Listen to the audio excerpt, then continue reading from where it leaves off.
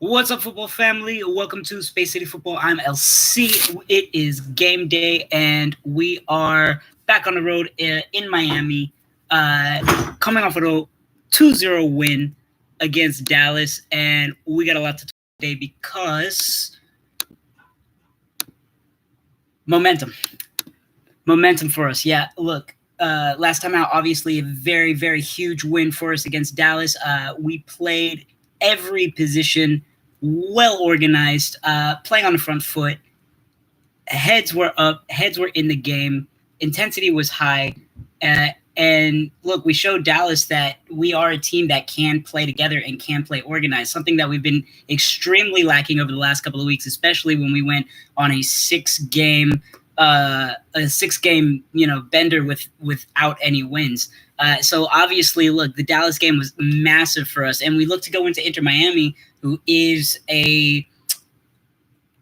not a bad team is the wrong word, but they are a struggling team. Look, they're in the bottom of their group. I think second to last in their conference. They've struggled very much. It's a brand new club. There's a lot of issues for them, and we're going to get into it. But it's not a game that we can just take lightly because because they are near the bottom. We've done that before. We did it with Chicago, and they absolutely picked us apart. So we're gonna be talking about what to expect, some of the coaching points for this game. We're gonna be talking about the lineup. Two players back from suspension, one player gone from suspension. We're going to be talking about injuries, Zaibo, Memo. There's a lot of possibilities that could happen with this lineup, and we're going to be following the Houston Dynamo Twitter page. Actually, just going to check it right now just to see if those lineups drop, because we know, as we've said before, they love to freaking keep it a secret. I don't know why. I don't know if that's Tab. I don't know if that's the Dynamo, but for some reason, they don't like to let us know what's going on with the team until the very last second. All right. So let's talk about it real quick. It's a huge must-win game for us. All right. And again, we said that last time, specifically. All right. Still a lot of games to go, about 6 or 7 games left to go. But I felt like if we dropped 8 points out of that 6th place playoff spot, it was no coming back for us because of the way that we had been playing. Dynamo proved me wrong. They played together and they won. So that puts us 3 points now outside of playoff contention. And again, Seattle, Portland, Dallas, Kansas, they all have games in hand over us. We've played along with, I think, Real and maybe one other team. We've played the most games so far in our conference. So there's a lot of teams playing catch up. There's a lot of points to be won. So while we have this momentum, it is so crucial that we get as many points as we possibly can, so those other teams that still have games to play don't come and bite us in the ass. So it's going to be huge today. Real Salt Lake and Vancouver are also playing today. Real is tied in points, or they're 1 point behind us, and Vancouver is 4 points behind us. So either way, you don't want them closing the gap. I don't know if you necessarily hope for a draw there, but you definitely don't want Real to win, because even though we have them in goal differential, you don't want them tied. You don't want them catching up. You don't want that to be another team that's in a playoff contention spot. So it's going to be massive today. It's going to be a massive, massive game. It is an away game. We are in Miami. So, oof, man, let's get into the nitty gritty. We'll talk about the Dallas game first, before we go into the lineup predictions and before we get into the coaching points for the match.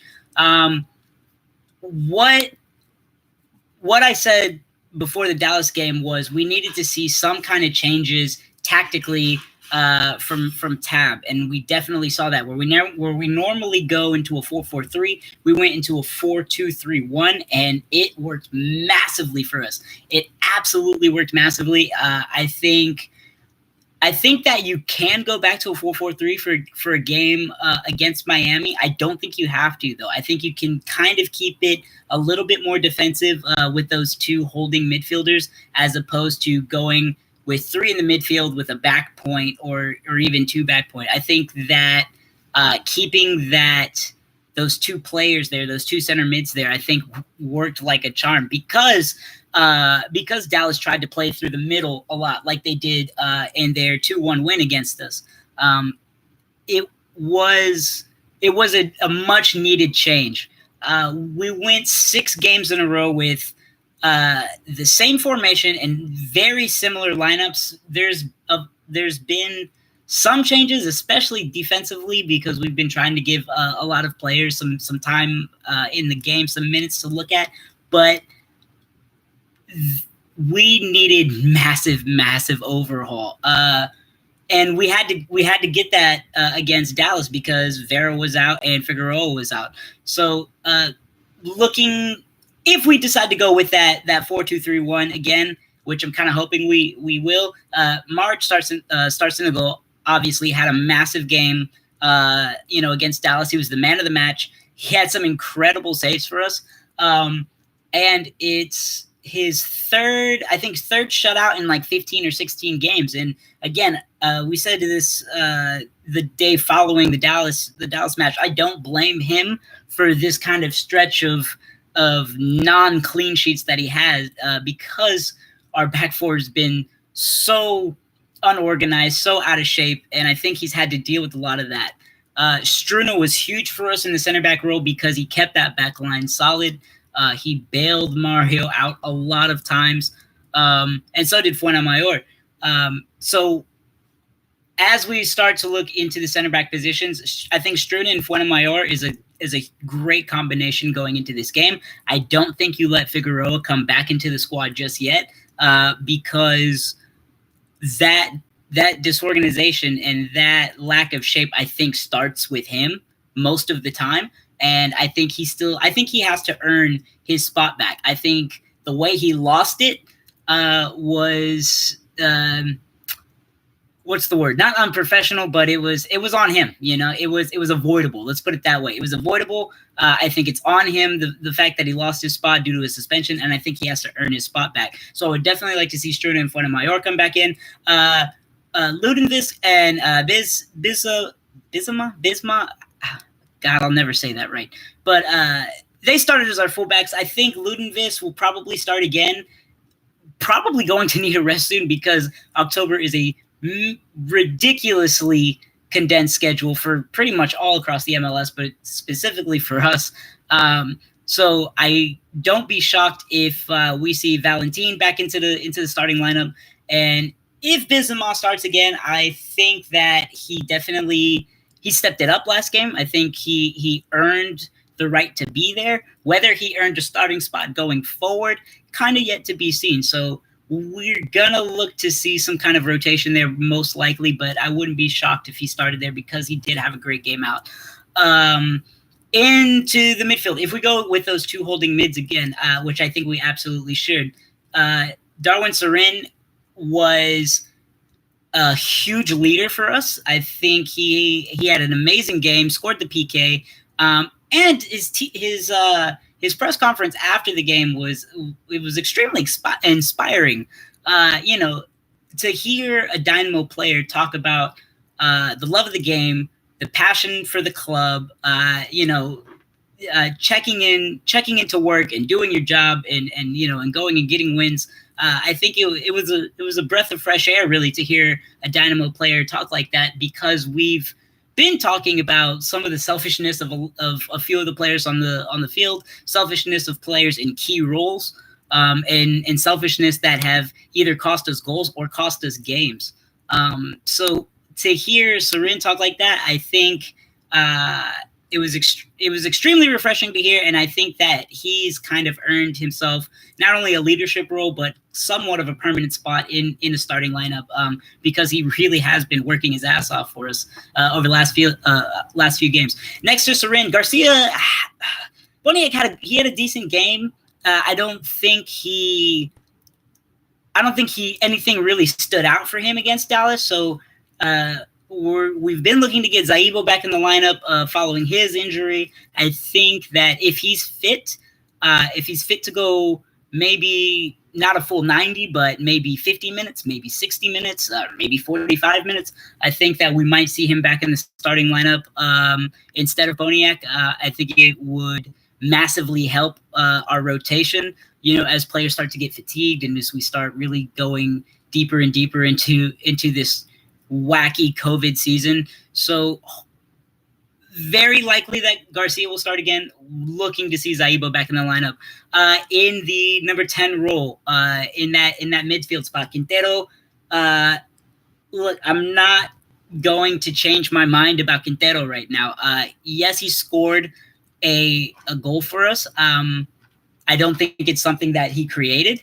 I think I think it's wrong to say it's a lucky goal because we definitely capitalized on a mistake from Dallas. They're trying to build out of the back. It's a terrible ball. I think it lands to either Sorin or Boniek. I can't remember. They ditch it out to Lassiter. Lassiter makes an awesome run, very smart run, and he's able to set Quintero up with a tap in. Again, I don't think that's something that Quintero. I'm not gonna sing his praises and kiss his feet because he sat in the midfield looking for a tap in. I think when we talk about selfish football in the Dynamo Club, I think he's very much somebody that I'm talking about. He's not a player that is a leader for this team. I think he's a player that thinks he's above this team. And I called for Tab to sit him out after the Sporting Kansas game because he basically started a fight on the field and almost got Vera into a position where he could have gotten red carded Struna as well. They were both sitting on yellow cards. He gets the start anyway. Fine. 1 point in, I believe it's the second half it's the first half because it's 1-0. We get on a break. It's 3v2 headed towards, Dallas's 18, and he tries to dribble two players and basically he loses it and the lineup just dropped. So we're going to talk about that in a second. It's those moments where it's so obvious that, we have an advantage. We have numbers up, whether if you pass it, it doesn't necessarily lead to a goal. I understand that and I fully respect that, but it leads to a chance. It absolutely leads to a shot. Either you lay it off to Lassiter or you lay it off to Junqua, who had a phenomenal match against Dallas. And you give them that opportunity to either, smash it into the back of the net, or maybe it sets you up again. But what you don't do is try to try the flashy moves in a situation where statistically you're not going to win. Look, you're not Leo Messi, you're not Cristiano Ronaldo. He takes players on 1v1 all the time, and it looks great, and it does open up space for us. But there's a time and a place when you're staring at two defenders right in front of you, goalkeeper behind them, and you try to dribble everybody and score. It's just selfish football to me, and I think he cost us more than he helped us a lot against Dallas.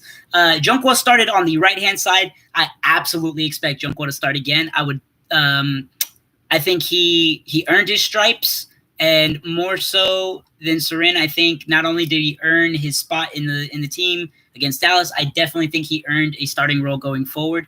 This is, since we lost Elise, we've been looking for somebody to kind of fill that role. And I like the idea of having Lassiter on the left and Junqua on the right. I think it worked like a charm. I think they both were explosive. They both were creative in their runs. They're creative on the ball. They created chances. They had shots. Junqua had a couple of headers on targets. I loved seeing him there. And I hope that either he's starting there or we could see Junqua start in the number 9 position for Manotas, because Manotas, dear God, man, where do I even start with that tackle? First of all, why are you tackling cleats up as a striker anyway? And secondly, you absolutely had to know that was going to cost you. I don't know if he gets that yellow card and goes, oh, thank God, it's only a yellow, because he knew it was a red. And, sitting in the stands, I couldn't tell right off the bat. I was like, oh, my God, it looked rough, but we got the yellow, and I was like, okay. Second, they go to the VAR, and this is, again, why I absolutely detest VAR. Second, they go to the VAR, he has to know, I'm leaving. Second, the ref blows the whistle, says, yep, I'm going to the screen. He has to know, all right, yeah, I'm done. And it was just a bad tackle. It was mistimed. Cleats up, hits him in the side of the calf. misses the ball pretty much completely. Don't know what he was thinking. I don't know why he thought that tackle was necessary in that situation. Yes, Dallas has the ball, but they're in their own half. It's not like they're about to, go off to the races or hit us with a counter. I don't understand that from him. And frankly, I think that he's been kind of struggling with keeping his starting spot. And so we'll probably see Ramirez in that spot, but I would be really, really happy if Junqua starts in that spot. So that being said, let's go ahead and kick it over to Twitter, Houston Dynamo.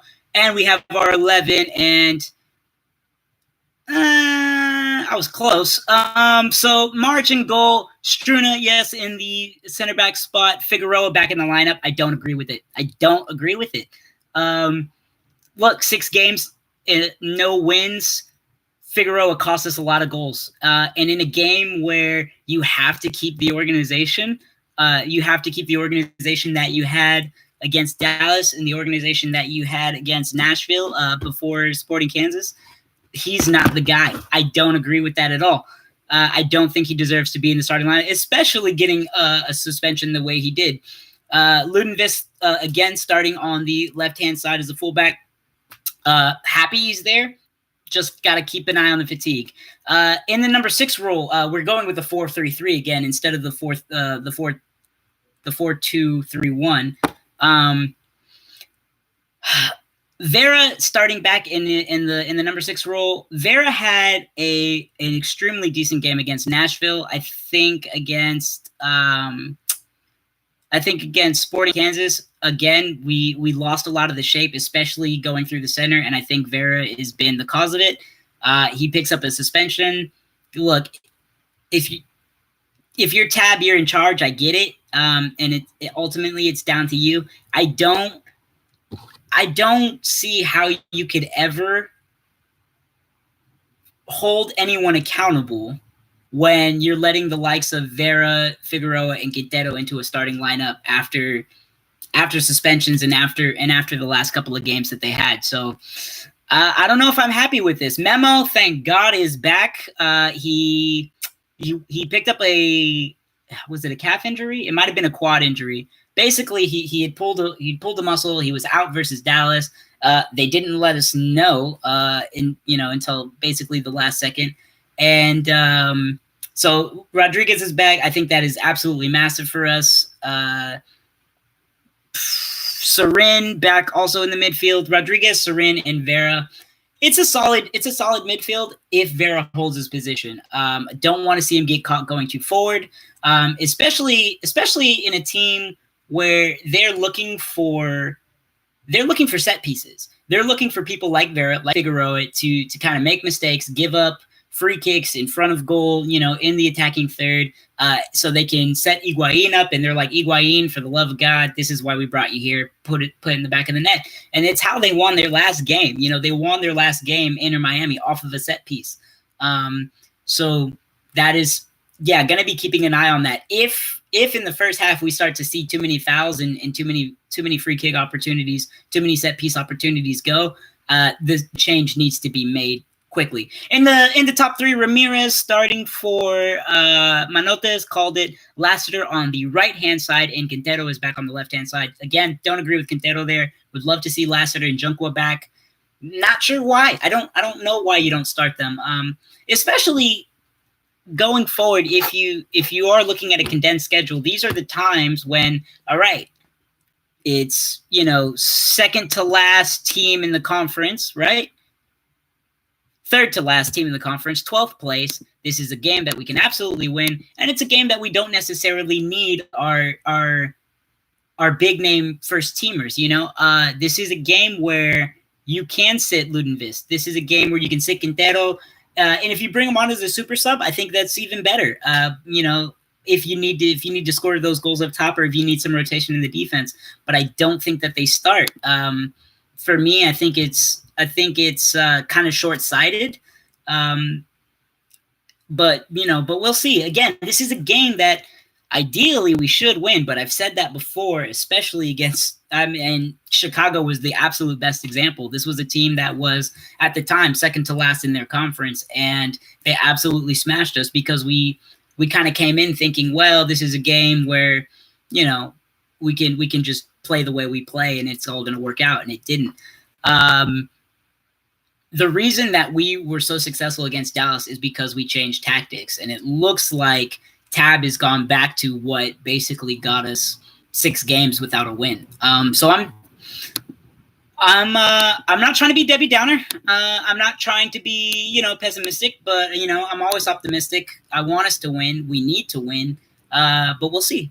We'll absolutely see. Look, keys of the game or coaching points. Look, I already said it, right? Defensive shape has to hold.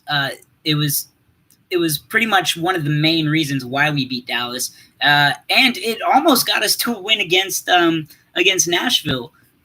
We were really, really organized. Vera held his spot in that center defensive mid role really, really well against Nashville.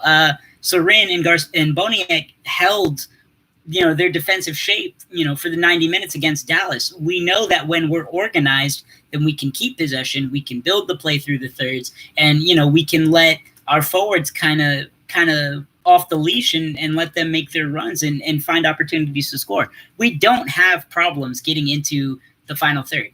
We don't have problems getting in and around the 18. We don't have problems taking shots. We've said that a million times before.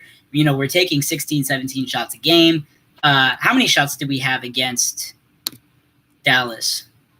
Let's see, 11. It's a lot of shots. Only 6 are on target, but it's a lot of shots, We create opportunities. Dallas had massive amounts of shots because they did hold the possession, but, we go down to 10 men, and defensively, we kind of switched to basically what was a 4-4-1, and it worked because it held. Because off of the ball, our defenders and our midfielders, especially Junkwa, worked their ass off to keep Dallas out. And if we open it up and we allow these players who like to, drift forward and play out of position, there is a threat of being caught in the counter. And that's just something that we can't allow against, an Inter Miami team who have been extremely, extremely struggling. So, yeah, defensive shape overall, I think, is going to be huge for us. We're going to look to keep possession and build the play. We have to keep them away from set pieces because in a big way, it's really the only way they can score. Obviously, they can score anyway, but for this team, for their last few games, a lot of their goals have come off of set pieces. They've relied on, their big name player, Higuain, to kind of do a lot of that for them.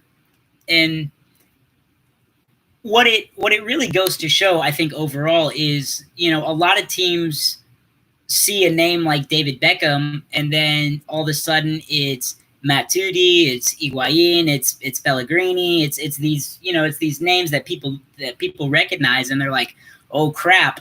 But, then they have 8 other players that have not, they haven't built the chemistry together, they haven't played together, they haven't developed together. So, they struggle everywhere else on the ball.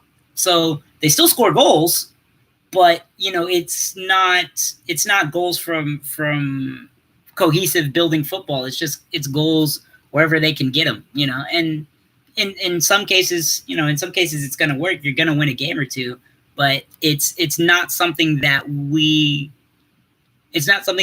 can't defend against. And this is that situation where if I'm Tab, I'm telling Vera, I'm telling Figueroa, if I catch you out of position, you're off. And I think that very much has to be the point going forward. If you're just joining us, Space City Football, we're talking about the game against Inter Miami. Smash the subscribe button, hit the like button, share the video with your friends. Join us in the live chat. I want to know what you guys think about this game. Are you optimistic? Are you pessimistic? Are there players that you wanted to see start that aren't starting? Are there players that are starting that you don't want to see starting? Let me know what you guys want to talk about here.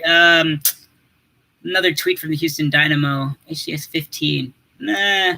Looks like we're going with the Black Kits today. I love the Black Kits. I think they look amazing. Just other pictures of them arriving at the stadium and all that kind of thing. So look, that's where we're at. You know, it's very much a winnable game, and it's a must-win game. Vancouver versus Real is on 9 p.m. tonight. Definitely will be watching that. You know, because we need to see where the rest of the table is at. One more thing from Twitter. No, it's nothing. All right. And oh gosh, I forgot. I was supposed to hold on. As last time out, you know, it was a home game, and we started at pitch 25. You know, it's Brian Ching's bar over there off of Walker. If you guys looking for, you know, pre-match camaraderie, that kind of thing, the Texian Army, they're always, you know, they're usually there. They were there before and after the game. I had an amazing time, you know, hanging out with them and getting to be in this section last time out against Dallas. Massive win for us, and overall, it was just a great time. I think that these types of supporter groups, them, El Battalion, the Surge, I think they are massive. They've always been massively important for us, and I think as you know, as we look to get out of COVID and we look to, you know, build you know, as we look to build the fan base back, you know, these types of you know, these types of groups are massively important. So if you are looking for, you know, for more fan experiences with the Dynamo, I highly recommend hanging out with either the TA, El Battalion, or the Surge. Looks like they're at Revelry on Richmond today to watch the match. So if you're looking for a place to watch the game, that's where it's at. So yeah, that's what I was supposed to talk about, and I didn't, but now I did. So everybody gets a shout out. Yeah. And I think that about wraps it up for the pregame. We're looking at about 30 minutes here, which is perfect. Guys, look, overall, what we saw against Dallas was a team that wanted to play for the team, especially players like Sarin, especially players like Junkwa, Mario Maric. Struna had an amazing game. Figueroa had an amazing game. Izama had an amazing game. This is the type of mentality that the fans want to see on the field, and I think it's a mentality that the coaching staff can work with too. I think when we have players that want to play for themselves and want to play selfish football, I think that's what makes us struggle the most. So what we'll be looking for today is cohesiveness, everybody loving and getting along, and freaking smashing the ball down Miami's throat and not giving them a goddamn inch, especially Higuain. So keep it on our Twitter page. We'll be live tweeting during the game. You know, we'll be talking about what we see, subs and that kind of thing, and what we expect from Tab. And then, of course, after the game, usually about if I'm here, usually right after the game, but I'll probably be with the TA on Richmond. So probably about an hour after the game, we'll jump back on. We'll talk about it. And yeah, so look for us again here on Space City Football. Thanks, guys. Go Dynamo. Play together. Get a win.